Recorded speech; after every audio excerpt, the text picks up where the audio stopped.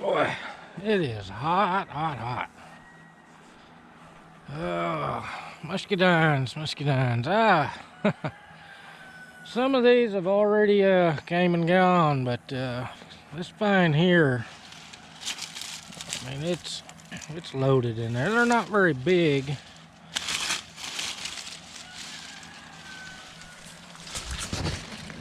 If you can see down in there or not.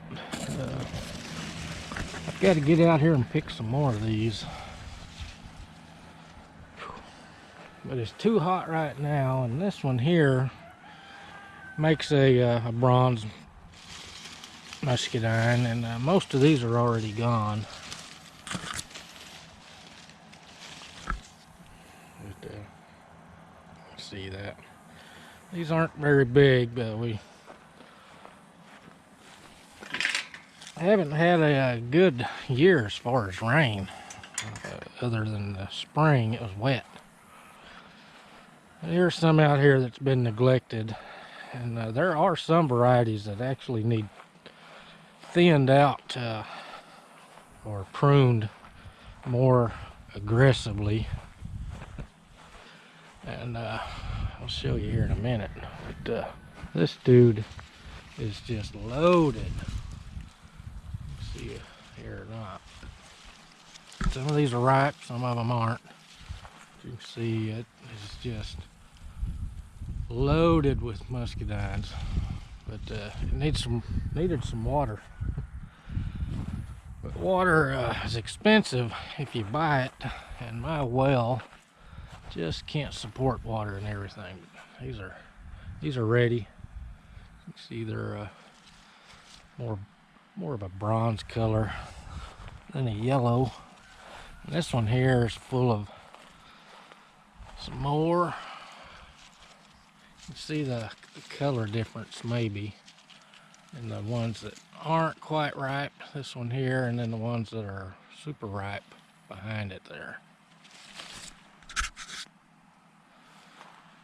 Oh, but I'll get out here this evening and pick a bunch of these.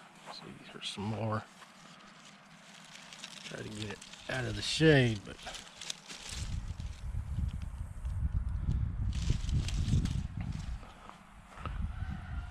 and I've got some more up the other side of the garden, which it's a weed bed right now. But here's some of the black ones. I've already picked a bunch of these, but a lot of them fell off through the 100-degree heat. And there's my pears. Pears are getting close, but not quite. Looks like the yellow jackets are starting in on them up there.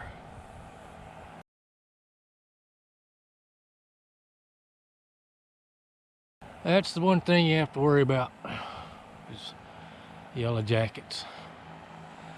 When your fruit is getting close, you see they will eat into them. Right there. I probably need to put out some yellow jacket traps.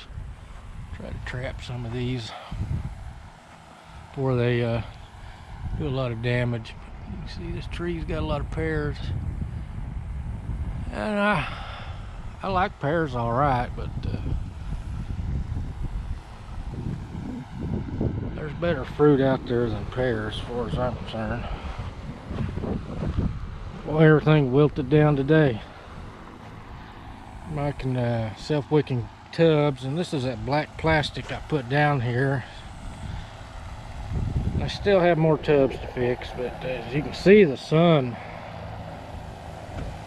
has caused this plastic to deteriorate. And I'll get up here, maybe you can see the little holes. This is where fire ants chew through the plastic. I did plant some collard greens in here. Don't particularly like them, but my mom and dad do. So I'm gonna try to grow some in these tubs for them. I need to get out here and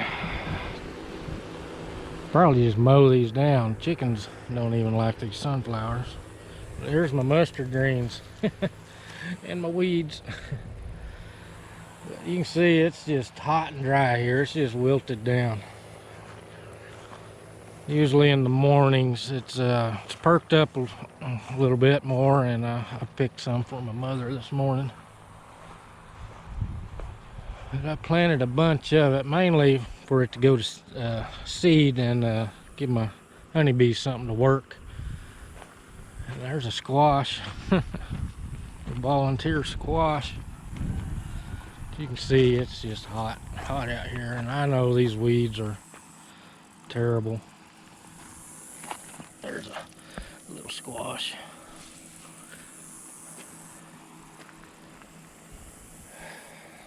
But I don't like using chemicals, and I didn't get after these weeds in time. But these are all deer tracks. Been in the garden.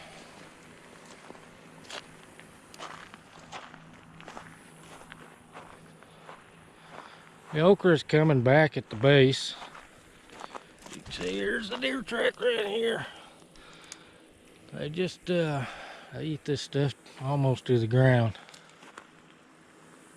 Weeds, gonna have a good crop of grass next year. Still got a lot of peppers though. It's hard to believe this mustard wasn't wilted like that this morning. It's just too hot out and dry to do anything here. Green, see the peppers? Peppers are getting sun blistered. That's just almost mush.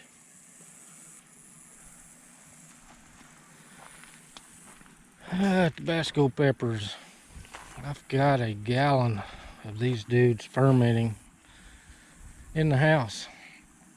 I picked half a gallon's worth of the green ones that weren't mature, and then a gallon's worth of the red ones. And I'll probably ferment the rest of these also.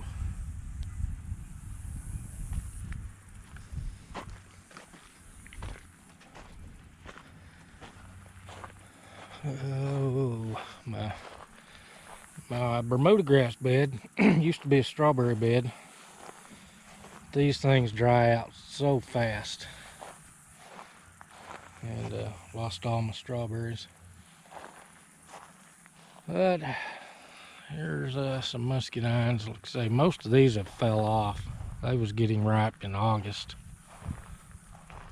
But there's a few out here. I'll come out here and pick the rest of these.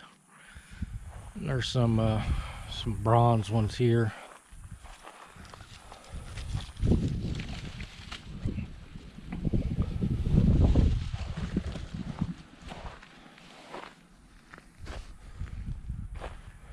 There's some more bronze ones over here. They're a little later ripening. They don't all get ripe, depending on the variety, at the same time. Yeah, I'll come out here this evening and try to pick a bunch of these before I lose them all. There's some more bronze ones. I was trying to keep all of these one variety, and somehow or another I got these bronze ones mixed up. I was keeping all of these. These were Isons. That's the variety, Ison. And the company I bought them from. And I was trying to keep all of these Ison variety, and somehow or another I got these bronze ones in here. Oh well, don't really matter.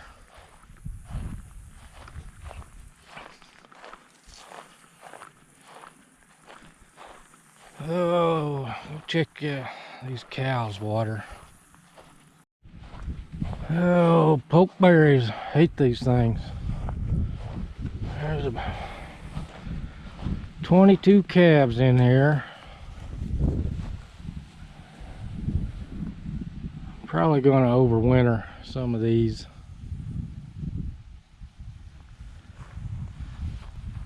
getting rid of my cattle.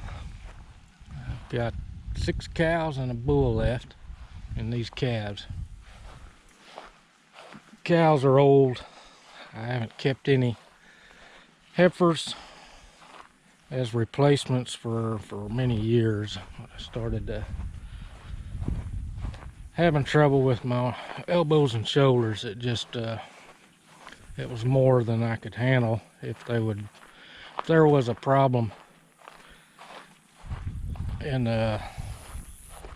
those first time heifers calving, I knew I didn't have the strength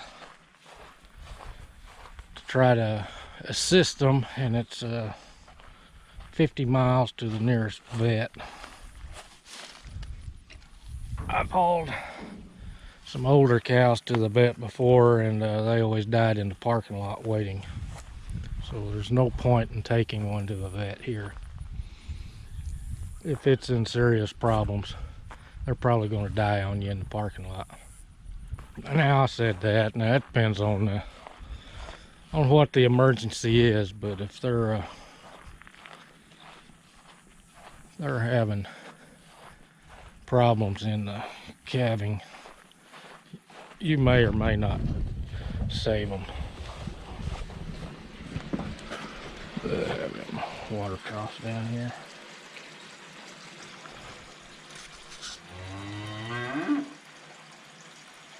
I don't have any square bales, so I have to use a pitchfork. Pitch that over into do my feeders here.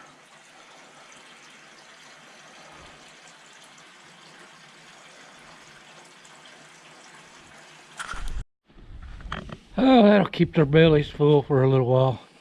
I'll come out here this evening when the shade gets over on those troughs, give them some feed. But I've got this this old corrugated tin on this side, keep the hay from falling through. That way I can feed them all on the opposite side. This little area here is just the opposite. The tin is on the other side. That way I can feed them over here if I need to.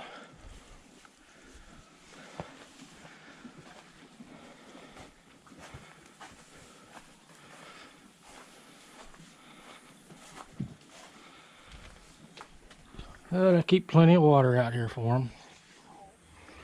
Free choice. For some reason they like this trough better. Same height, basically.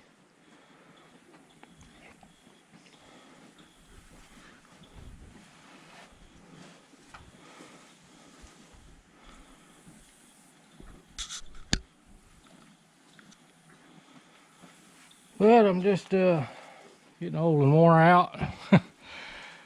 And I just don't want to fool with cattle anymore. I don't know, I've had beef cow-calf operation for probably close to 20 years, or maybe even longer. I know I had some back in around, I want to say 98.